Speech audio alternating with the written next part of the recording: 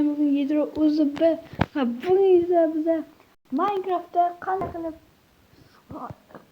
o'z odamingizga skin qo'yishni o'rgataman. Sizlar esa bir dona like va obuna tugmasini bosib qo'yinglar. Va boshlanishdan shu reklama. Ha, bu skin Wi-Fi'lik. Ana, o'yinga kirib oldik. Yedro o'zib degan joyda pastda skin turadi mana hozir. Meni ko'rinmay qoldi, hozir ko'rinadi. Mana skin, o'zim yasagan skin. Qalay chiqdi bu? Mana pastda dressing room degan joy bor. Bitta bosamiz.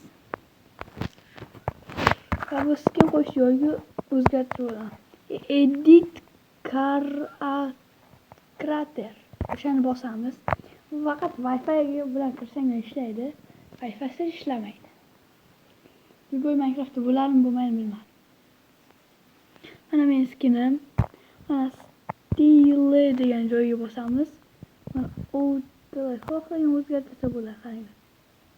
Bilan bunga mana qurtni bossanglar xuddi shunga o'zgaradi.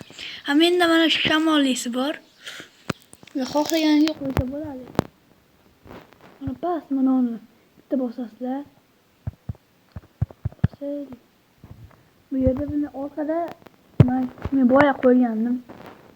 Mana creeper kalla. Mana creeper kalla. Yashil creeper, har xil creeper qo'yganman. Xo'sh, endi mana kichkina odamchani bossanglar. Bu mana emote oltini bosamiz. Xohlagan emotiyanglarni shu yerga qo'ysanglar bo'ladi. Masalan, mana bu emoji. Qurtni bosasizlar va emotsiya qo'yiladi. Mana biroz kutamiz, mana shunday yozuv chiqsa to'g'ri. Ikkitani bosanglar, o'zinglar ko'rsanglar bo'ladi. Endi chiqamiz va bo'ldi. Va qarashlarga sizlarda skin tayyor bo'ladi.